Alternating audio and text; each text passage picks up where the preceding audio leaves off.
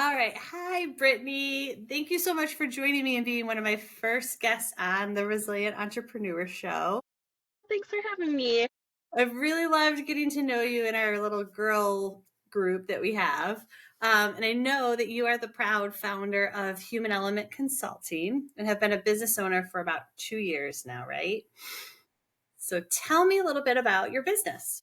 Yeah, Human Element Consulting. I'm an independent HR consultant that helps with all HR needs for small and mid-sized businesses. So all the crazy human element chaos that comes along with employing people, that is my jam.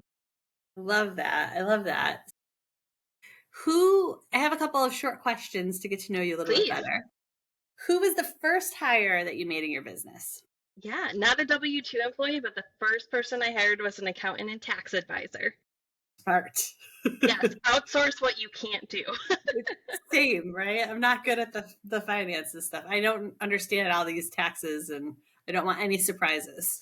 Right. What about the best software tool that you can't live without? Right now, I can't live without Monday.com. It's a CRM and project management tool that I'm an organization freak. I like my list. I like seeing what I can check off. I can't live without it right now.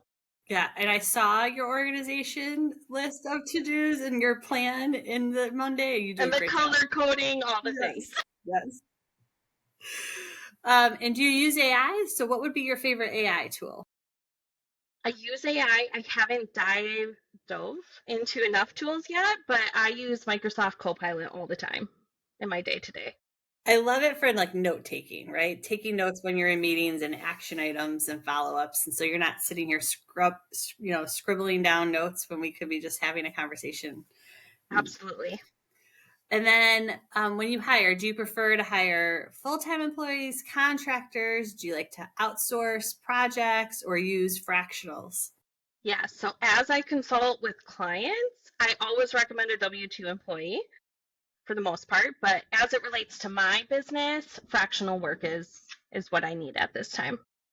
It helps scaling businesses that are growing, right? Because it can Correct. ebb and flow with you. It's just a really good, flexible, scalable solution. If it's kind of scary as a business owner to take on the responsibility of a full-time employee W-2 It payroll. absolutely is. I Next love step. that. All right. So I know you've been in business about 2 years now. What is your proudest achievement as an entrepreneur or business owner? Yeah, great question. So I officially went out on my own in May. And by January of the following year, like my proudest achievement was really that year as a whole, having 4 new clients that signed that first week of January and just going into my second year of business, getting back to that six-figure mark for me was a huge achievement. It was that mile marker that was like, yes, I can do this. I'm meeting with the right people. I didn't pay for marketing. All of my business came from my own network and referrals, which means I'm aligned with what I'm supposed to be doing and I'm aligned with the people that are meant to be in my life. And I'm doing good enough work that people are comfortable referring me out. So that's my best success story, is just being in business for such a short time by myself and having those little successes that add up to a larger success.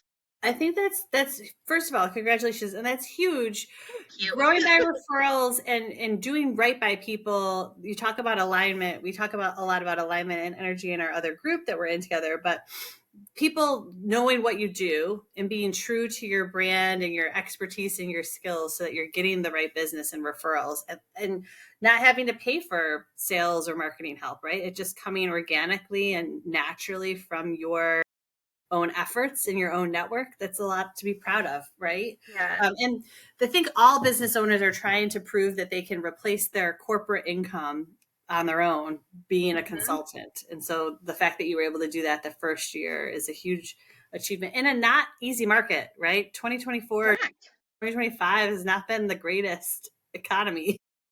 It hasn't, but going back to our initial conversation about scaling with fractional work, I feel like that economy actually worked to my benefit for what I do, because businesses weren't ready to hire on a W-2 HR person. They weren't at the scale that they needed a full-time person. So for me to be able to easily insert myself, help them get done what they needed, and identify what their long-term HR person looks like or role, to my benefit, I think, in that first year.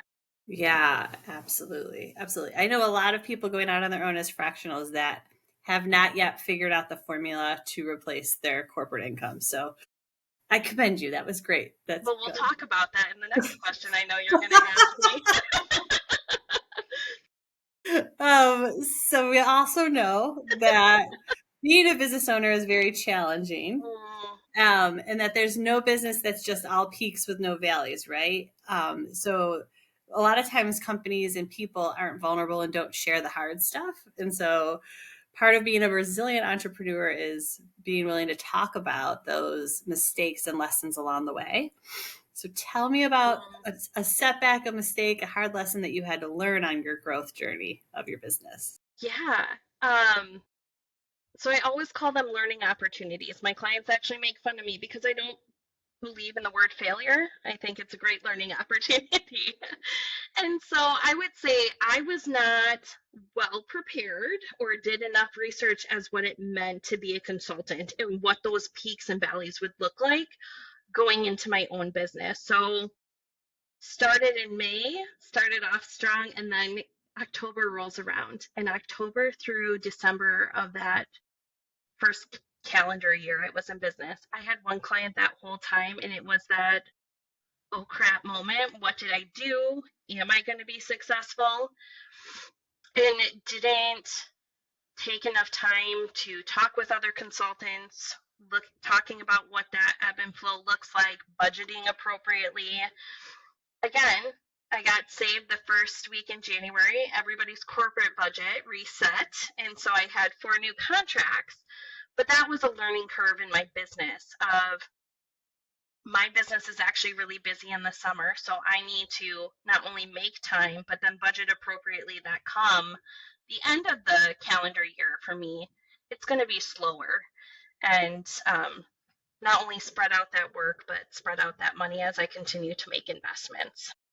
I think that that is a hard lesson because if you're used to a steady paycheck and that Yes. stability of always having the same amount of money coming in every month, that's totally different as a consultant and an entrepreneur with the ebbs and the flows in between projects where it might be raining money and then there might be a drought. But also that seasonality is hard when you have no previous historical data to base those budgeting decisions on, right? It's probably easier for you now, year 3, going into year 3 of your business, to say, oh, you know what? I have to save for the December when it's going to be slow.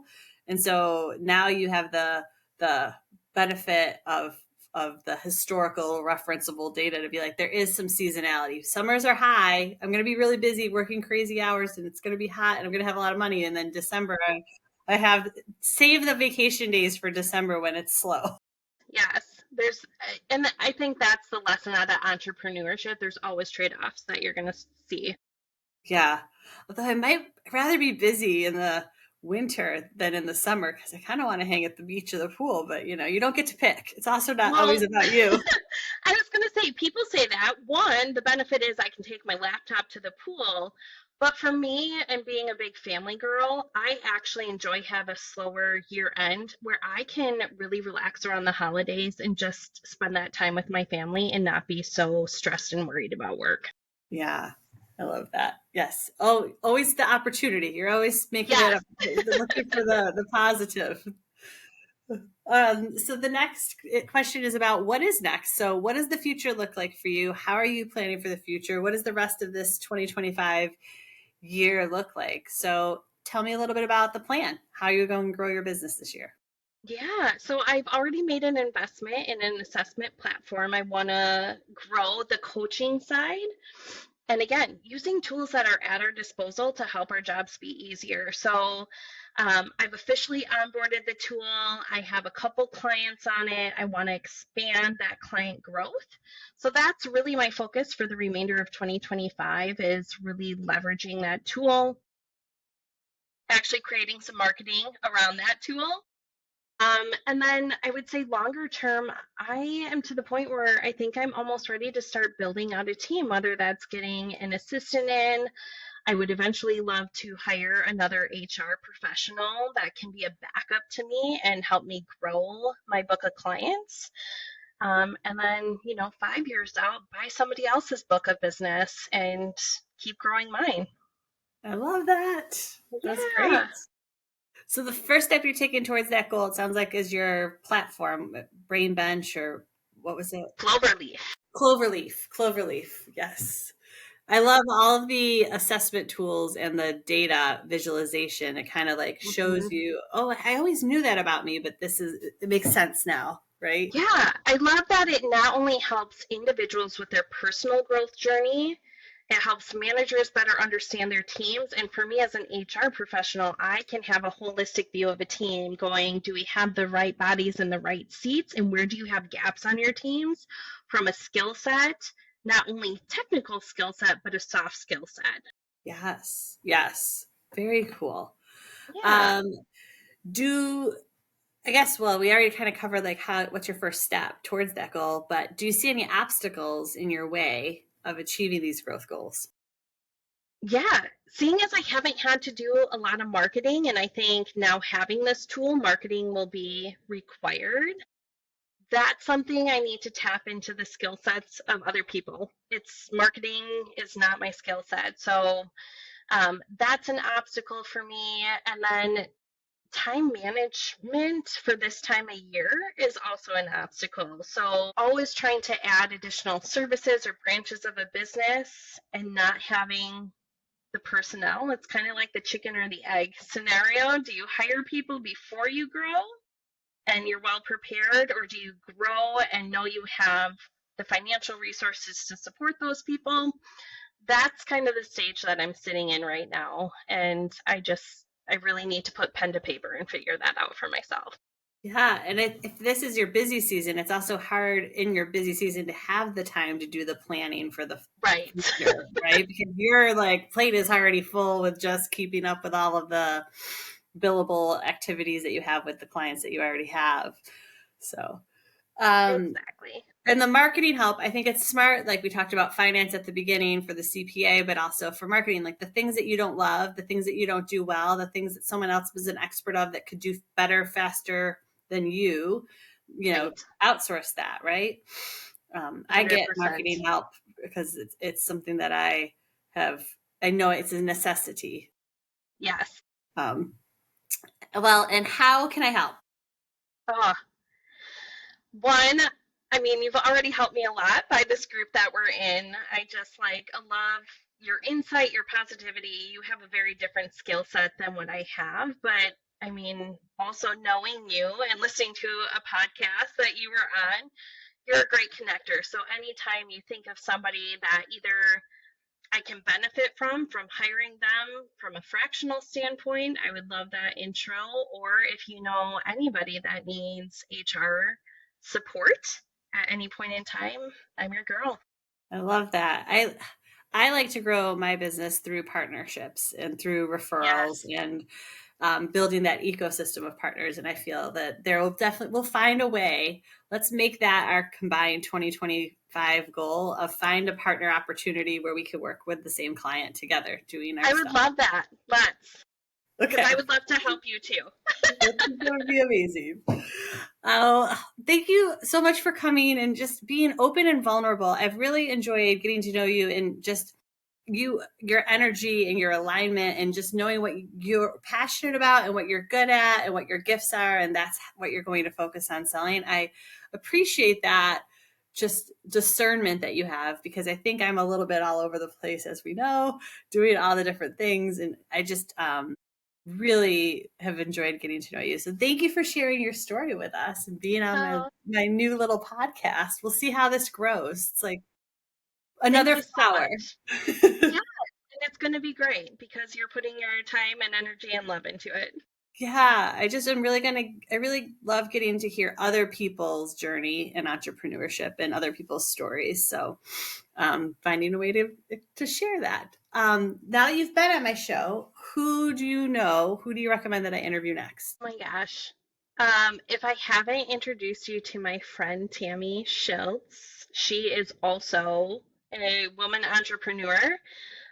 She is grinding it out with a couple different businesses right now, and I think she would be a great person to have. And she has her own podcast too, so maybe you can swap.